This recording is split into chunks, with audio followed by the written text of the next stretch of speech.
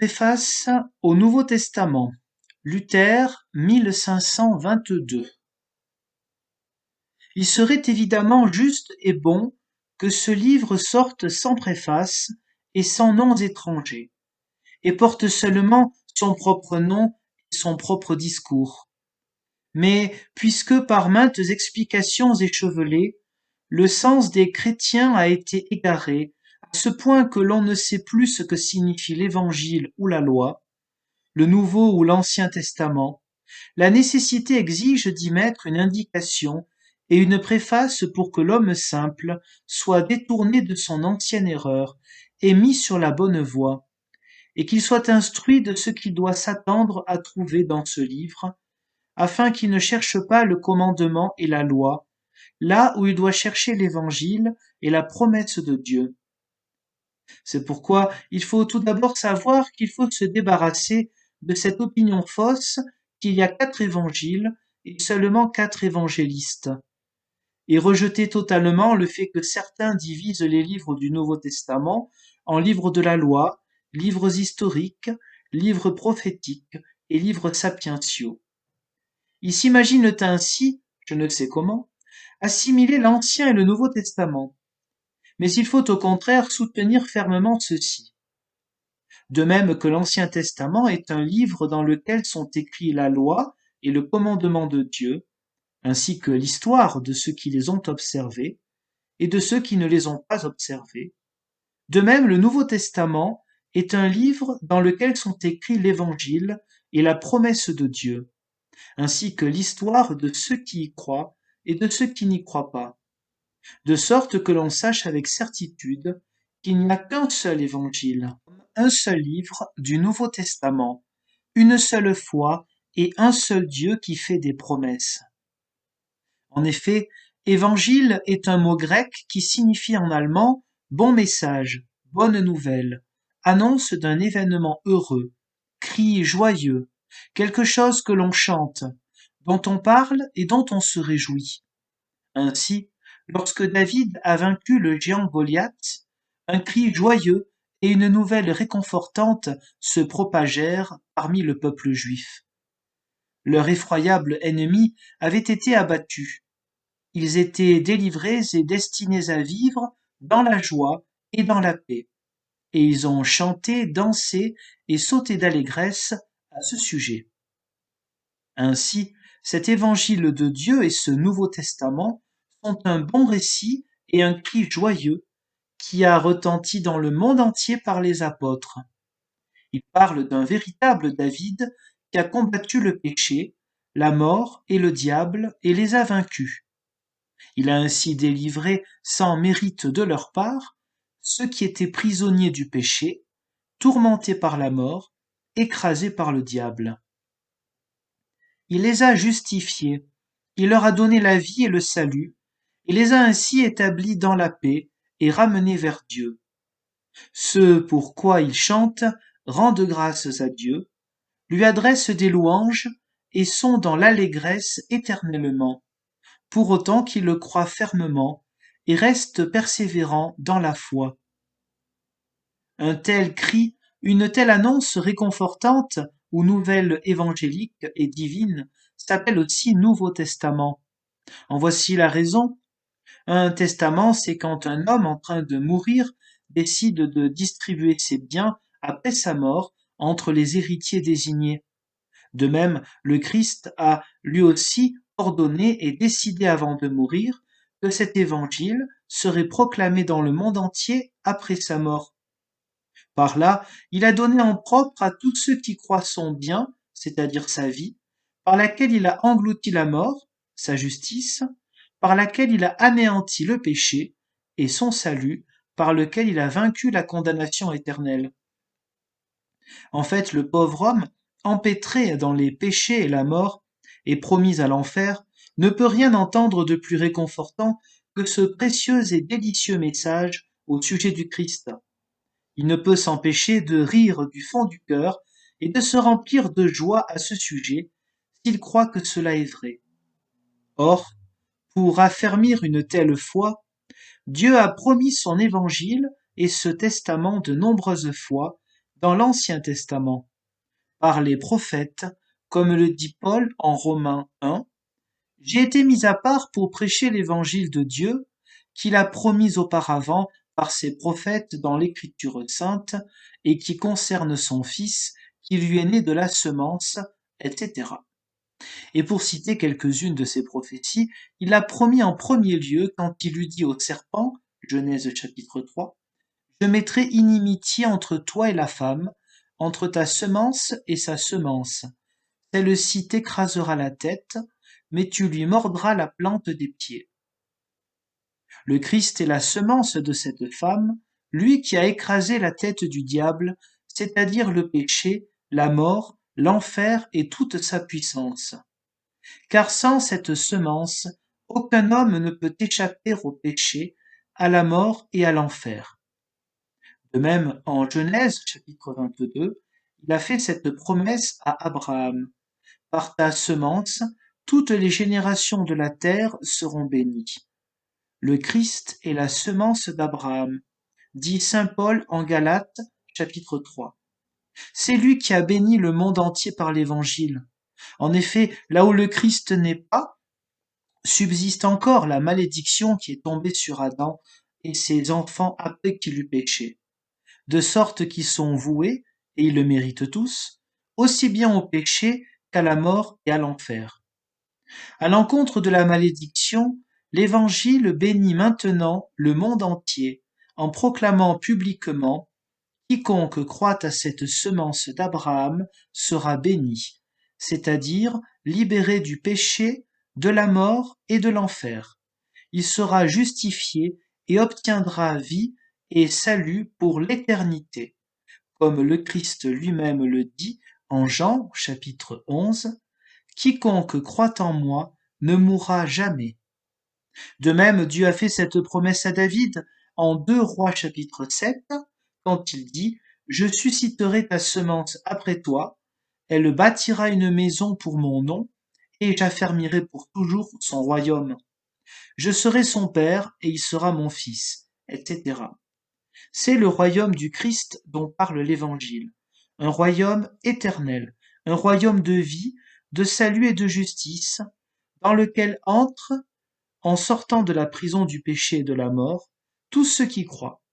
De telles promesses de l'Évangile, il y en a beaucoup d'autres chez les autres prophètes aussi, par exemple en Michée chapitre 5, « Et toi, Bethléem, qui es petite entre les milliers de Juda, de toi sortira pour moi celui qui sera un duc pour mon peuple d'Israël. » Et encore Osée, au 13e chapitre, « Je les délivrerai de l'enfer et les sauverai de la mort. Mort, je serai pour toi un poison. » Ainsi qu'il n'y a rien qu'un seul évangile, de même qu'il n'y a qu'un seul Christ. En effet, l'évangile n'est et ne peut rien être d'autre qu'une prédication au sujet du Christ, Fils de Dieu et Fils de David, vrai Dieu et vrai homme, qui par sa mort et sa résurrection a vaincu pour nous le péché, la mort et l'enfer de tous les hommes qui croient en lui. L'évangile peut être un discours bref et long, l'un l'exposera brièvement, l'autre l'exposera longuement. Celui-là le décrit longuement, qui rapporte beaucoup d'œuvres et de paroles du Christ, comme le font les 4 évangélistes. Mais tel autre le décrit brièvement, qui ne parle pas des œuvres du Christ, mais indique brièvement comment, par sa mort et sa résurrection, il a vaincu le péché, la mort et l'enfer pour ceux qui croient en lui, comme le font Pierre et Paul. C'est pourquoi prends garde de ne pas faire du Christ un Moïse, ni de l'Évangile une loi ou un livre de doctrine, comme on l'a fait jusqu'ici, et comme le laissent entendre également plusieurs préfaces de saint Jérôme. Car l'Évangile n'exige pas, à proprement parler, d'œuvres de notre part, par lesquelles nous deviendrions justes et nous serions sauvés. Il condamne même de telles œuvres. Mais il n'exige que la foi en Christ, qui consiste à croire qu'il a vaincu pour nous le péché, la mort et l'enfer, et qu'il nous donne ainsi justice, vie et salut, non pas par nos propres œuvres, mais par sa propre œuvre, sa mort et sa passion, pour que nous nous approprions sa mort et sa victoire, comme si nous avons fait cela nous-mêmes. Mais que le Christ dans l'Évangile, et avec lui Pierre et Paul, ait donné beaucoup de commandements et de doctrines, et expliqué la loi, il faut l'assimiler à toutes les autres œuvres et aux autres bienfaits de Christ. De même que connaître ses œuvres et son histoire, ce n'est pas encore connaître le vrai Évangile, car avec cela tu ne sais pas encore qu'il a vaincu le péché, la mort et le diable. De même, ce n'est pas encore connaître l'Évangile que de connaître ses doctrines et ses commandements. Mais tu le connais quand retentit la voix qui dit que le Christ est ton bien propre avec sa vie, son enseignement, ses œuvres, sa mort, sa résurrection et tout ce qu'il est, tout ce qu'il a, tout ce qu'il fait et peut faire. Ainsi, nous voyons également qu'il ne contraint pas, mais qu'il attire aimablement en disant Heureux sont les pauvres, etc. Et les apôtres utilisent ces mots j'exhorte, je supplie, je prie, de sorte que l'on voit chaque fois que l'Évangile n'est pas un code de loi, mais seulement une prédication sur les bienfaits du Christ, qui nous sont montrés et donnés en propre, si nous croyons. Par contre, Moïse, dans ses livres, exige, insiste, menace, frappe et punit de manière effroyable. En effet, c'est un législateur et un prédicateur de la loi. De là vient aussi qu'aucune loi n'est donnée aux croyants, comme le dit saint Paul en 1 Timothée 1er chapitre, pour la bonne raison qu'il est juste, vivant et sauvé par la foi. Il n'a besoin de rien d'autre que de manifester cette foi par ses œuvres. En fait, là où est la foi, elle ne peut se contenir. Elle se manifeste, s'exprime, confesse et enseigne cet évangile devant les hommes et ose y engager toute sa vie. Et tout ce qu'elle vit et fait, elle le destine au bien du prochain. Elle veut non seulement l'aider à parvenir lui aussi à une telle grâce, mais elle engage aussi son corps, ses biens, son honneur, comme elle voit que le Christ l'a fait pour elle. C'est ainsi qu'elle suit l'exemple du Christ. Telle est aussi l'intention du Christ qui n'a pas donné d'autre commandement au moment de ses adieux que l'amour auquel on devait reconnaître ceux qui étaient ses disciples et les vrais croyants. En effet, là où les œuvres et l'amour ne jaillissent pas, la foi n'est pas vraie. L'Évangile n'a pas encore prise et le Christ n'est pas vraiment connu. Voilà, maintenant, plonge-toi dans les livres du Nouveau Testament afin que tu saches les lire de cette manière-là. Quels sont les livres essentiels du Nouveau Testament et les plus nobles?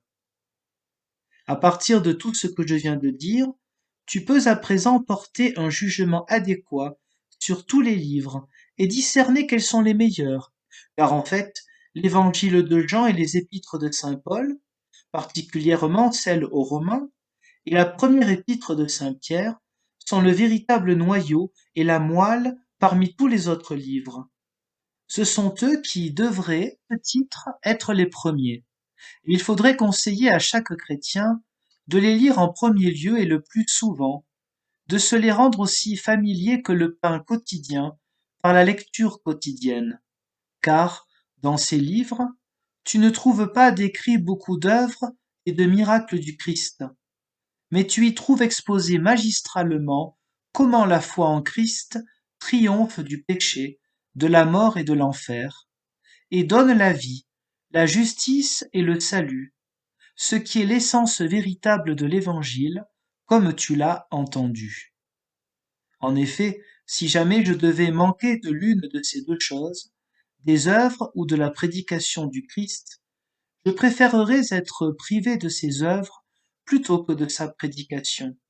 En effet, les œuvres ne me seraient d'aucun secours, mais ses paroles, elles, donnent la vie, comme il le dit lui-même. Étant donné que Jean écrit très peu de choses des œuvres du Christ, mais beaucoup de sa prédication, tandis que les trois autres évangélistes relatent beaucoup de ses œuvres et peu de ses paroles, l'évangile de Jean est l'évangile principal, unique, délicieux, véritable, et il faut le préférer de très loin aux trois autres, et l'élever plus haut qu'eux. De la même manière, les épîtres de saint Paul et de Pierre surpassent de loin les trois évangiles de Matthieu, de Marc et de Luc. En résumé, l'évangile de saint Jean est sa première épître, les épîtres de saint Paul, particulièrement celles aux Romains, aux Galates, aux Éphésiens, et la première épître de saint Pierre, voilà les livres qui te montrent le Christ et qui t'enseignent tout ce qu'il t'est nécessaire et salutaire de savoir, même si tu ne voyais ni n'entendais jamais aucun autre livre, ni aucune autre doctrine. C'est pourquoi l'épître de saint Jacques, comparée à eux, est une vraie épître de paille, car elle n'a aucun caractère évangélique en elle. Mais j'en dirai plus à ce sujet dans d'autres préfaces.